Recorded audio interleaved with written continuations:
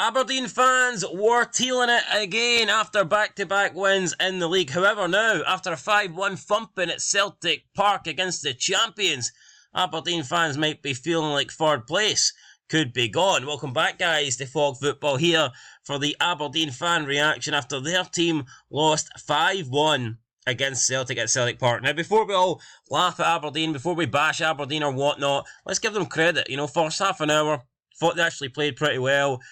Didn't deserve to be behind, had chances to go in front, conceded two unlucky goals. First goal was a deflected shot that just luckily fell into the path of Dyson Maeda. Second goal, well, it was well worked for Celtic to create the opportunity. There's no doubt that Jota, he completely swipes at his shot, mishits it altogether, and the ball luckily creeped in to the back of the net. Right in the corner, may I add, giving the keeper no chance of saving it. So look, Aberdeen were unlucky, no doubt about it, to be 2-0 down at the half an hour mark. However, after that, Celtic began to dominate the game. Celtic got in control, never looked back. Aberdeen did get a consolation, and Aberdeen actually did end Celtic's 9-game at home streak without conceding a goal. So that's impressive for Aberdeen, but what's not impressive is it's another heavy defeat. They've got another -4 now in the goal difference department. And when you look at Aberdeen's goal difference compared to the teams around them, this will be an extra point, I believe, come the end of the season. They're behind Dundee United. They're behind Aberdeen by quite a bit. And losing 4 goals tonight overall, certainly did not help them. So they are in a battle for third. They've got the worst form out of the teams in the top 6. And they've got, I think, the worst goal difference out of the teams in the top 6. Outside of maybe St Mirren, who, to be honest, I don't really expect them to be challenging. But Dundee United, Hibernian, Hearts have all got much better goal difference than Aberdeen, and that could prove to be vital come the end of the season. That could prove to be another point. So, yeah, we'll have to wait and see. But as for the Aberdeen fans, what do they have to say? Got Radio Free Martin. What's the point of playing at Celtic Park at all? We're the only team to have scored there. They are so far ahead of everyone else, it's just a joke. That said, cheap goals and deflections made it easier for them. I mean, that is true. Only 2 games at home this season have Celtic conceded goals, and both of those games were against Aberdeen. In the 2-2 draw, in the first time they met at Celtic Park, and then obviously the goal tonight in the 5-1. So Aberdeen have scored against Celtic, and they have got a point against Celtic. That draw was the only game where Celtic have dropped points at home in the league, so can't really fault Aberdeen. They've done their part. They've taken points off Celtic, but yeah, they do look good. However, I mean, I don't agree with that. What's the point of playing? You got to be in it to win it. You got to turn up and you got to try. You can't just not play because the other team's so much better. And like you said, Radio Free Martin, it was unfortunate Aberdeen didn't deserve to be behind. Who knows? If Aberdeen don't concede those 2 unlucky goals, if Aberdeen take one of their chances in the opening 30 minutes, if they take the lead, then maybe the game plays out differently, but I mean, it is what it is. Next time, try again. Mr. Al said embarrassing. I mean, I don't think it was embarrassing, but it kind of just, towards the end, there was only one team that was going to win. Stefan Slim says, Jesus Christ, nay yellow, a miracle. Danzig says, you can dress it up any way you want, but that result is pathetic. However, just got to put that behind us. Go for it against United. Hope Tobers is okay. Fuck Beale, seems to like Jimmy Teeling. He's got a big tick there right beside him. Rustler says, okay, I'm not expecting us to win at Celtic Park, but I'm also not expecting us to see us gift-wrapped 3 goals for Celtic. Need to beat United now. Decent run of winnable games coming up. Drop Oakles though. For fuck's sake, I'm not interested in you getting match fitness into a Preston players' legs. Alright, I mean, a decent run of winnable games coming up. I don't think Aberdeen have a decent run of winnable games. Aberdeen have struggled, obviously, outside of the last 2 games that they won. I mean, they haven't won in like 14 outside of that, so I wouldn't say winnable games are a thing for Aberdeen right now. I think they're in major trouble. Yeah, they got those back-to-back wins, but I thought they were very fortunate. I wouldn't be surprised if they go on another run, another winless run here. So, look, we'll see. Big Will says, stand up for everyone down there most weeks. Should just send the reserves down because the results are pointless. They're so far ahead of everyone else, it's genuinely not even worth playing them. Everyone must be bored of it by now. The league needs a revamp as soon as possible. Right. What can you do? I mean, you can't just say kick Celtic out the league because they're too good. That's bullshit. Yeah, listen, it sucks. Nobody wants a dominant league. I would argue even Celtic fans don't like how dominant they are. Of course, like, I'm not saying they don't want to win the league title every season. I'm not saying that, but I think that a lot of Celtic fans would like a challenge.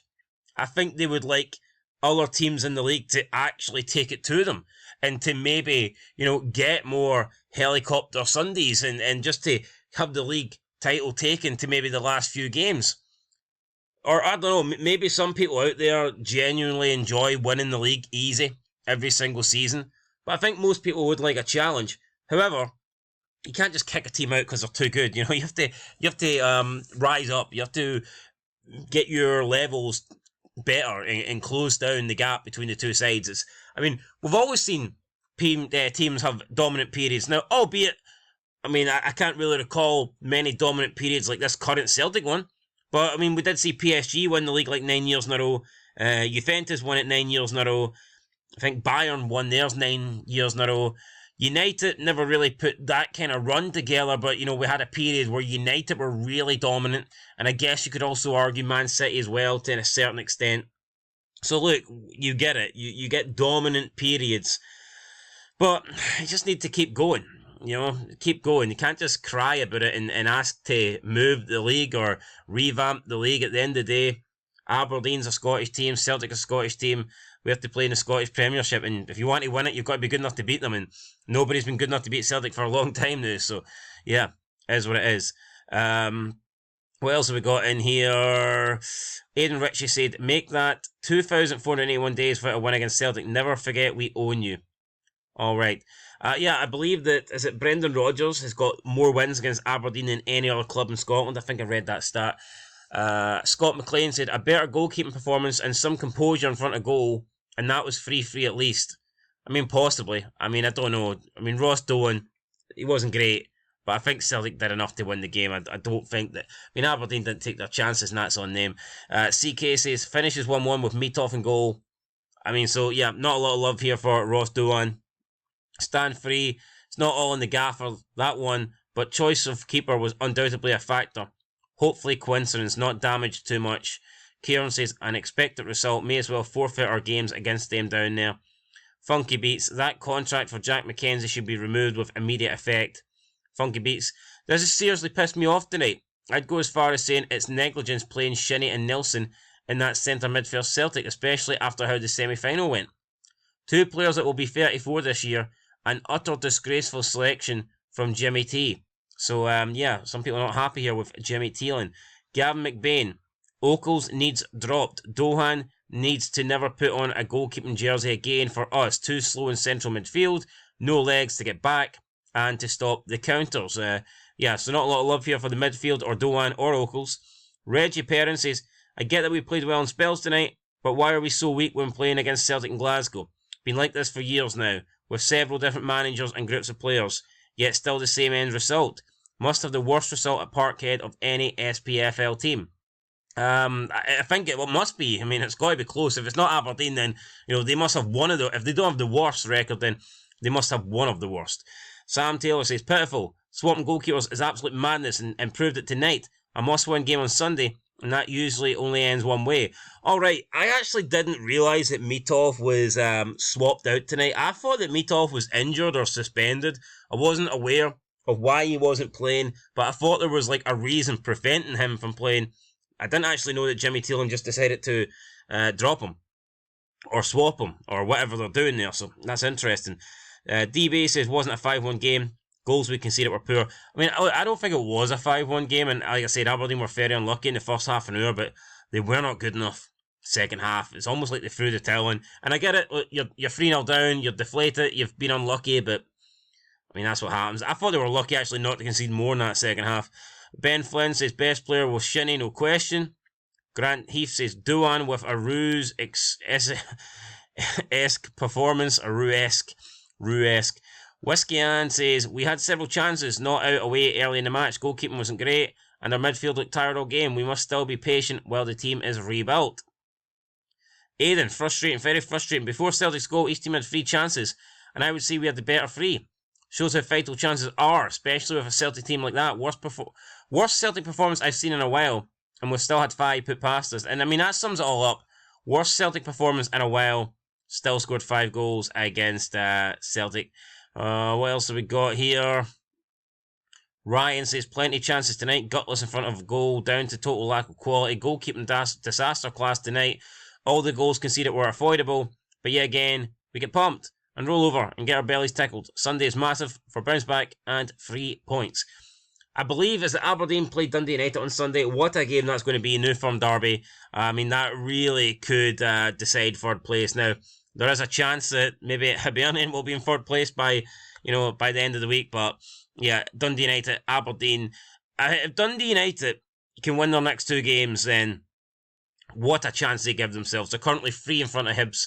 If they beat Hibs, they would go 6 in front. Then if they beat Aberdeen, Dundee United have a chance to really consolidate that 3rd spot. But Hibs will be thinking the same thing.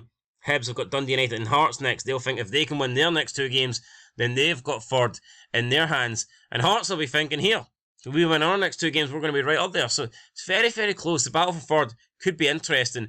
I know Helicopter Sunday is reserved for the league title, and so it should be. But I think we could see a scenario where we get a battle for 3rd place on the final day of the season. I would not be surprised if 3rd goes down to the final day, and it could be between more than just 2 teams. So, looking forward to it, guys. Let us know your thoughts down below. We'll catch you in the next one. Been Fog Football. Thanks for watching. Leave a like, leave a comment, subscribe, and until next time, peace.